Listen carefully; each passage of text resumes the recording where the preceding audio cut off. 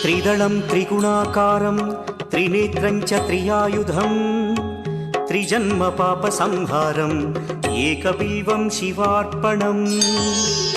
త్రిశాఖైః బిల్వపత్రైశ్చ अच्छिद्रैः कोमलैः शुभैः तव पूजां करिष्यामि एकबिल्वं शिवार्पणम् कोटिकन्या महादानं तिलपर्वतकोटयः काञ्चनं शैलदानेन